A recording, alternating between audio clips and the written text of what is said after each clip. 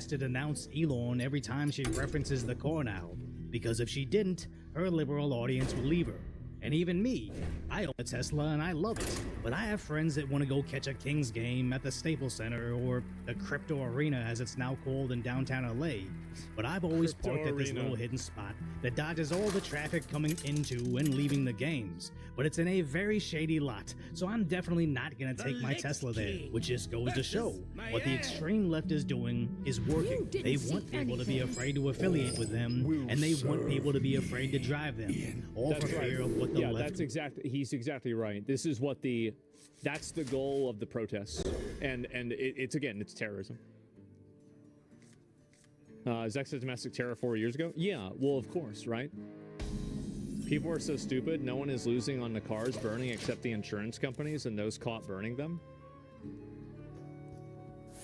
This is another comment that's made by the person that is either or has the mind of a child.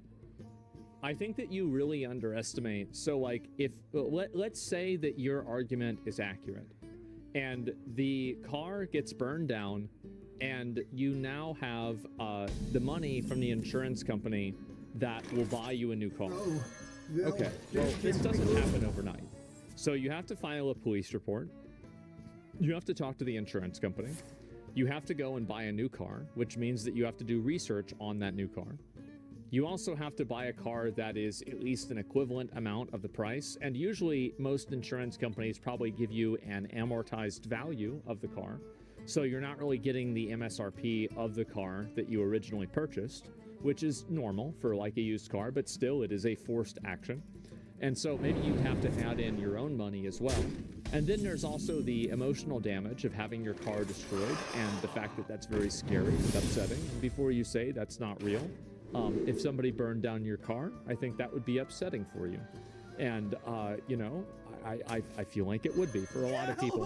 And this is also not counting the amount of time and money that costs to have the police and like the fire department that comes in and they have to put out the fire.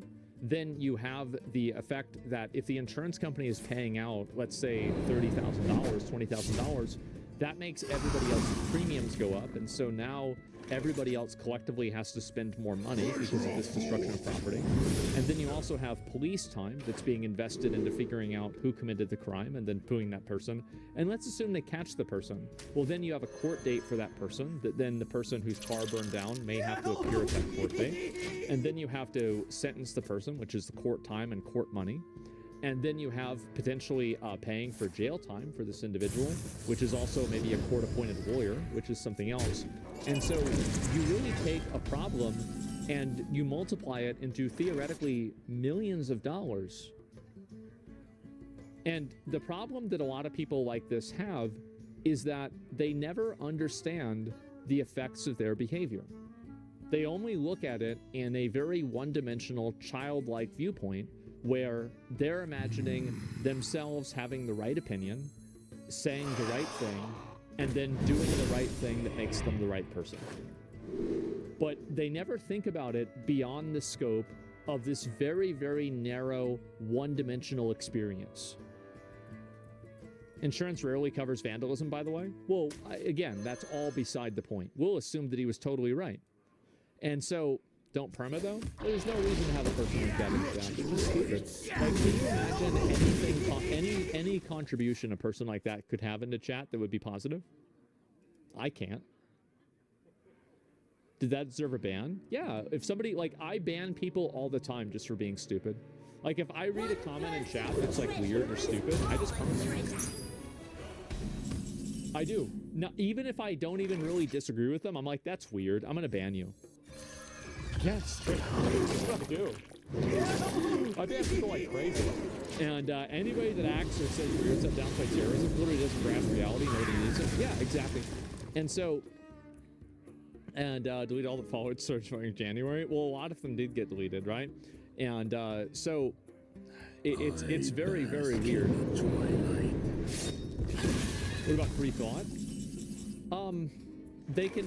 They can freely think, but I just don't want them to they can think that it's about typing. That's the problem.